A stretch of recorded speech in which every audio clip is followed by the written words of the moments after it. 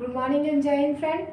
जैसा कि हम गृह प्रबंधन में निर्णय के बारे में पढ़ रहे थे, हमने निर्णय के कितने प्रकार होते हैं इसका डिस्कशन कर लिया आपने पिछले वीडियो में। देखिए फ्रेंड्स, मैं आपको one by one home management का वीडियो प्रोवाइड कराती जा रही हूँ। अगर आप इसको लिखते जाएंगे तो आपका अच्छा खासा नोट्स तैयार हो जाएगा, इसलिए आपसे रिक्वेस्ट है कि इसको नोट डाउन करते जाइए, ठीक है।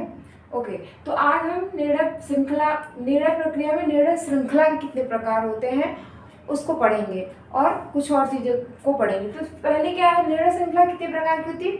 इसके प्रमुख 4 प्रकार होते हैं। जंजीर की श्रृंखला वाले निर्णय और निर्णय वृक्ष, केंद्रीय उपक्रम निर्णय और गुणात्मक श्रृंखला।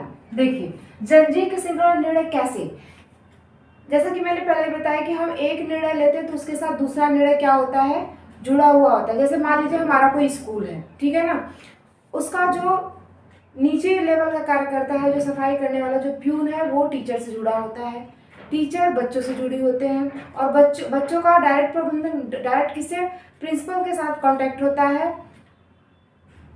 इसको ऐसे लीजिए कि मतलब अगर टीचर है, टीचर का बच्चों से जुड़ा, अगर बच्चों को टीचर से प्रॉब्लम है तो किससे जाके बोलेगा, टीचर से तो बात करेगा। अगर टीचर नहीं सुन रहा है तो हम किससे बोलेंगे, जाके प्रिंसिपल से कंप्लेन करेंगे। प्रिंसिपल का कनेक्टिविटी किससे होता है, प्रबंधक से होता है। तो ये क्या है, ये एक श्रृंखला है, एक जंजीर है, ठीक है। तो और क्या है, दूसरा क्या है, केंद्रीय उपक्रम निर्णय। इसमें क्या होता है, सेंट्रलाइज निर्णय जो होता है, जो बिल्कुल केंद्र, जैसे हमारे पीएम साहब हैं, वो हमारे केंद्र में बैठे हुए हैं, ठीक है ना। वो सेंट्रलाइज जो निर्णय लेंगे वो फिर सारे राज्य में, सारे स्टेट में क्या होगा, डिस्ट्रीब्यूट होगा, ठीक है ना। तो वो कौन सा निर्णय हो गया, सेंट्रल या केंद्रीय उपक्रम का निर्णय श्रृंखला हो गया। फिर क्या है, निर्णय वृक्ष। जैसे क्या है, एक निर्णय से जुड़ा हुआ, ये जंजीर निर्णय के समान एक निर्णय से जुड़ा हुआ दूसरा निर्णय ही होता है, लेकिन उसमें कोई संबंध नहीं होता है, ठीक है ना। वो एज ए ट्री के जैसा होता है, जैसे ट्री की, जैसे पेड़ का होता है कि एक शाखा इधर एक शाखा उधर निकली हुई थी, उसी तरीके से विभिन्न क्रियाओं में, विभिन्न प्रक्रियाओं में हम जो निर्णय लेते हैं उसको क्या बोलते हैं, निर्णय वृक्ष लेते हैं। जब हम निर्णय लेते लेते फिर हम जब फाइनली देखेंगे तो वो एज ए एक पर्सन है, ठीक है, उसके जीवन में कई सारे निर्णय आते हैं, है ना। जैसे मान लीजिए एक पर्सन है, उसकी शादी हुई, फिर उसके बच्चे हुए, बच्चों के बच्चे हुए, है ना, उनका स्कूल, उनका घर, तो ये क्या हो गया, एक वृक्ष के जैसा तैयार होता गया ना। तो वो क्या है, निर्णय वृक्ष है। और गुणानुक्रम निर्णय, गुणानुक्रम निर्णय ये है जो हमारे गुणों में बढ़ोतरी करे, ठीक है ना।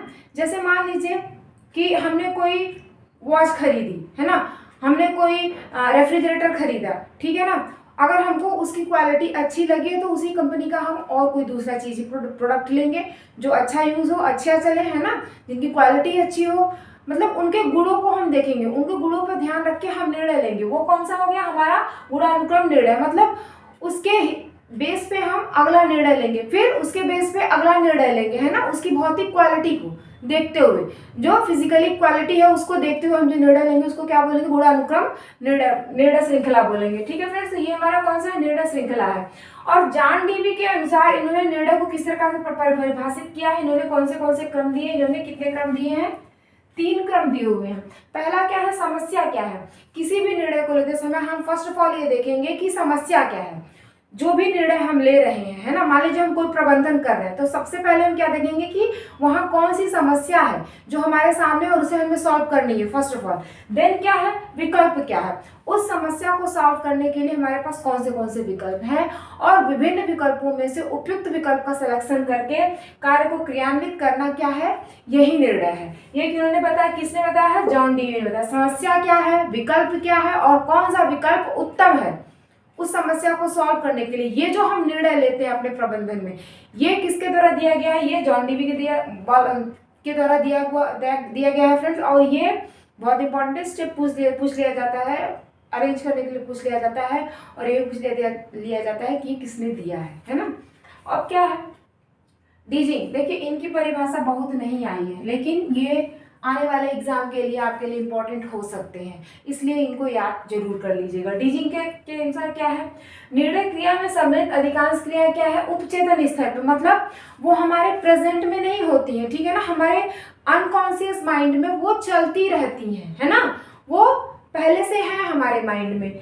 है ना, संपन्न होती है। केवल कुछ चरणों के को चेतन में क्रिया के अनुसार आवश्यकता होती है, ठीक है ना।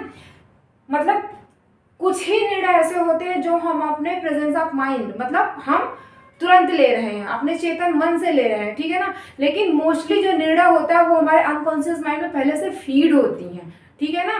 तो ये वही कह रहे हैं, इनका जो कीवर्ड है वो याद रखिएगा, उपचेतन स्तर। उपचेतन स्तर और क्या है, चेतन क्रिया, ठीक है। मतलब इसमें जो आए, जो जिस भी परिभाषा में ये है उपचेतन और चेतन क्रिया, उसको समझिए कि वो किसके द्वारा दिया गया है, डीजिंग के अनुसार दिया गया है, ठीक है ना। थैंक यू फ्रेंड्स, आज का वीडियो हम यहीं पे समाप्त करते हैं। हमारा लास्ट निर्णय का वीडियो इसके बाद आएगा, उसके बाद हम अपना नेक्स्ट टॉपिक स्टार्ट करेंगे। Thank you.